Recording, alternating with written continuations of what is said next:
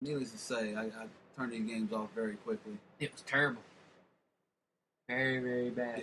Yeah, Thursday football was bad. Then the whole, the irony in the Bears beating the Packers on Brett Favre night, and Aaron Rodgers is the quarterback of the Packers. I'm telling you, that shit that Ditka did when he put on the Bears uniform or the Packers sweater on the freaking. Ever since then, they've lost. They've been struggling, man. Mm-hmm. Ever since then. I can't explain it, but yeah, they lost to the Bears. I mean, okay, the Bears got Matt Forte and Alshon Jeffrey back. Still, Jay Cutler looked somewhat competent. And yeah, Jay Cutler and the Bears went in there and Lambeau Field, where they haven't won. I forgot the exact number, but it's been years. It was an emotional night. They couldn't take the emotion. The Brett Favre stench was in the area. And Brett Favre picks were in the air. Boy. Yeah, Thursday was rough watching football. At least the first two games helped me go to sleep. After I ate.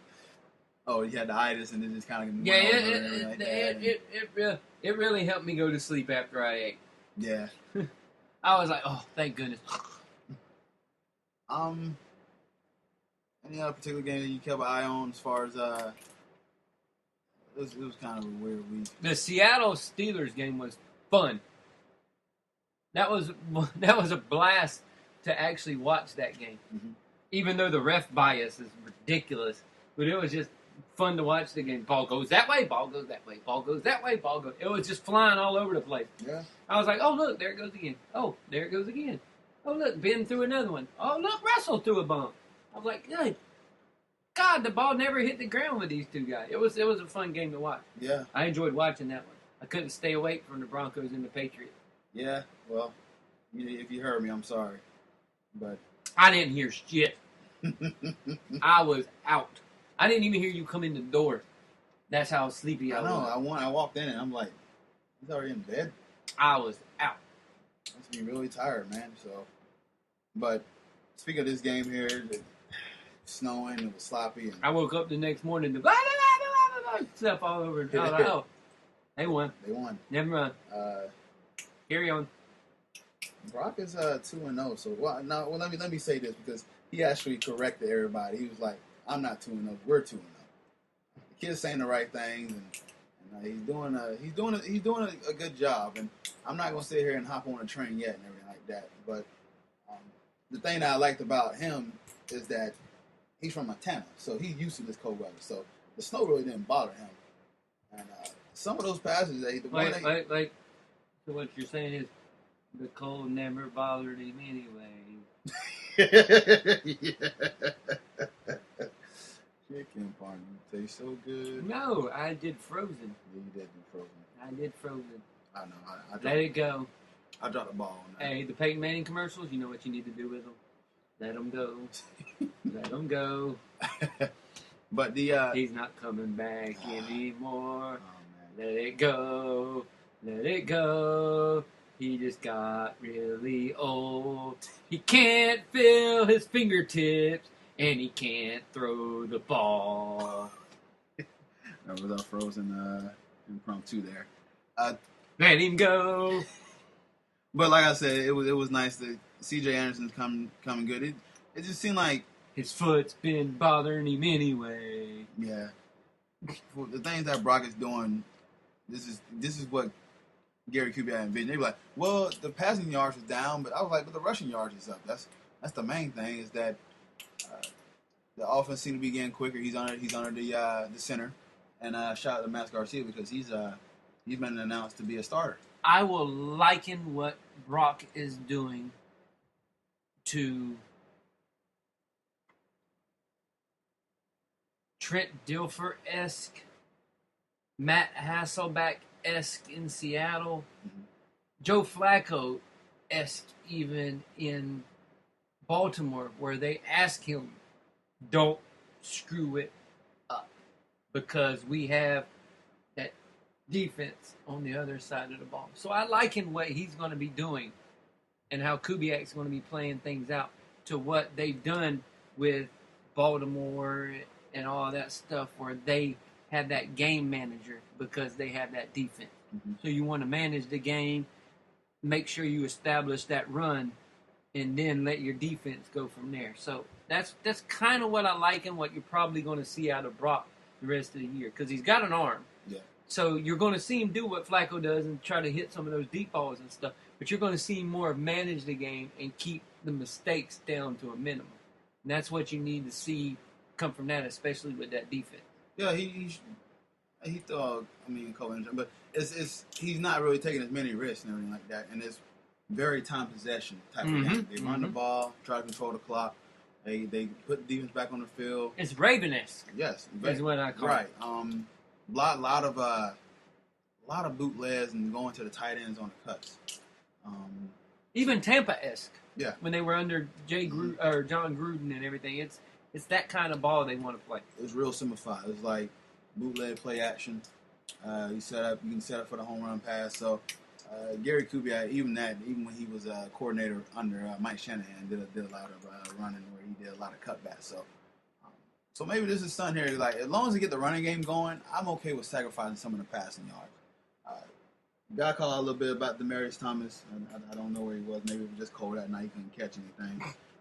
He caught one ball out of like 8. It was beyond me. But Max is starting that guard now. Yes. He's been announced a starter, which I'm happy for him because he has been putting in work. And I've been following a lot of the Denver beat writers on Twitter, and they seem to mention a lot of him about his run blocking.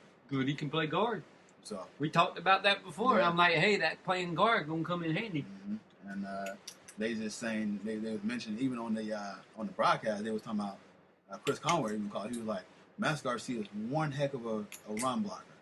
Well, he's up for Rookie of the Week this week too. They saying that he's still working on improving on the pass blocking, but he's a bulldozer. But when it comes to the run blocking, they said he is crucial. Well, we know that. So 400 yards last year told us that. Yeah, oh yeah. We know personally as Gator fans, and I'm happy for him. This offensive line has been in disarray the whole year with injuries, and it started with Clady going down for the year again. This is his season-ending injury twice in 3 years. Clady's the glue of that group, so for him to get this experience early, it's just going to help out better. Oh, yeah. So Mathis is supposed to be coming back against the Chargers this week, but I like what I saw. Listen, anytime you can beat the Patriots, I feel good. And I know everybody, and I'm glad Rob Gronkowski's injury is not serious because I did thought that was too low of a tackle. A little bit of that, but how you like all the complaining after the game? Yeah, it's listen. They're and I said this. I've been beating the horse with this, and I know. Beating horse, bro. Never mind. There you go. Think Tom Brady just doesn't play well in Denver, man. He's 2-6 in there in Denver. Tom Brady, stop complaining about people cheating. You have no right to. So it was a fun game to watch, and I'm glad that they won it, and it can make things interesting as far as that because who knows? I don't know the injuries that the Patriots are having with Amendola and Edelman and Gronkowski. I think he's not playing this week. They still got some sneaky games. Yeah, coming up on them. So they can lose one more and Broncos get that tiebreaker. I'm okay with that. But the Broncos can also lose one more too. They can, but Broncos play Seahawks, Raiders. They also no, I'm sorry, not Seahawks. No, they can play. They're playing the Chargers, the Raiders, and somebody else. I can't remember the third team. But yeah, so their schedule is set up fairly nicely for them. And DeMarcus Ware he practiced today, so that definitely helped. I can't drive. So that definitely helped. My driving skills is awful. Did you want to talk about the Browns losing in typical fashion? Holy crap! No, because it's the Browns. It's the Browns. We really don't care. It was a sad. It was. It was Brown-esque. It was like their brownies got cooked. That was weird. I don't know why this stuff is doing this here. It's weird. There it is. Not just on up one game. Oh, there they are. Let's see. They Oh, yeah, we play the Bengals. Oh, yeah. That'd be a good game. The Bengals at the Broncos. That was right after Christmas. Mm-hmm. Why did I click 15 and it go to 16? I don't know. Stupid. NFL website. Okay. So, yeah. Oh, yeah. Steelers. Yeah. And they play... I think they play the Texans and the Titans. Yeah. All right. It'll be close. Here's a fun question, because I just saw this and we was like, we transition between NBA and NFL here. Who will lose first? You got the Golden State Warriors, who's 19-0. I got their schedule here, and the Panthers, who are 11-0. Steph Curry done came on because he's from that area, and he's a big Panthers fan. And I mean, of course, he's going to say the right things. But here's the Panthers schedule. Mm-hmm. They got the Saints, the Falcons, the Giants, Falcons. Wow, like that like that. Yeah, they got kind of gap. Well, they back in the schedules now with conference games for some odd reason. And the Bucks. Okay, so look. Let's in that meantime, they'll probably play 36 games during that time that they play for. True. So the things are that probably the Warriors will lose before the Panthers. Yes. Just because of the amount of games that they're going to be playing. Yeah, you're right. Just based on that alone, I'll have to go the Warriors lose first. But the shit they're doing. Look at the Warriors, though. Look at their schedule. Charlotte. Okay, Toronto's probably going to be the tough one. Yeah, but you got to go all the way to almost January to Brooklyn, match up. Indiana. Indiana's a tough one. Boston could possibly be a tough one. At the Garden, Milwaukee's kind of floundering this season. Phoenix, Milwaukee, Utah. Maybe that one. Oh, I want them to go undefeated into Christmas Day. That's what I really want. Just go undefeated all the way until Christmas. And go up against Cleveland. Cleveland ain't going to beat them. Cleveland will not beat them. February 25th, we need to make a trip down to Orlando. I know. That's why I was looking at that to see when that day is. February 25th. Let's see.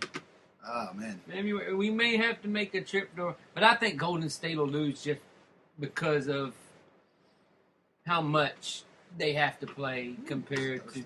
Oh, yeah. Compared to what they... Well, I can do whatever, but compared to how the other teams play is that much because they play so many more games. I think they'll lose before the Panthers do. Yeah. But I don't think the Panthers lose in the regular season. I don't see them losing in the regular season. The only game that's going to be a tough one for them is the Giants game.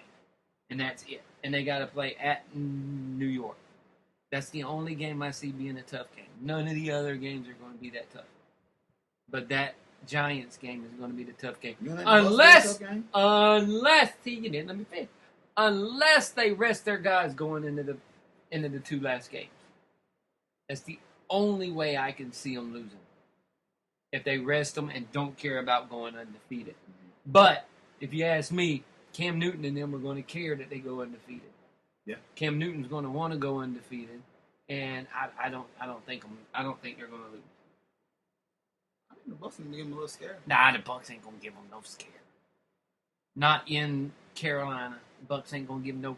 Bucks don't give no. The Bucks have had their nice little moment where they won a few games and made everybody go. But now let's calm it down.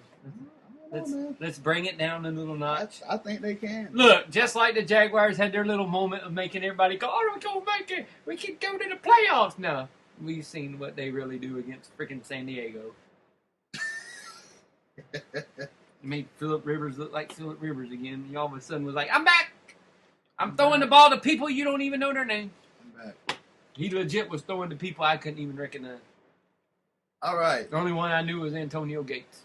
And I'm like, how are you leaving Antonio Gates wide open? We were legit guarding Antonio Gates with a defensive end. I went, oh, look, there he goes. Like, there goes the ball. Look, Golden State's already winning by 8. Oh, no. It keeps going back and forth. It's spazzing right now. It's like, no.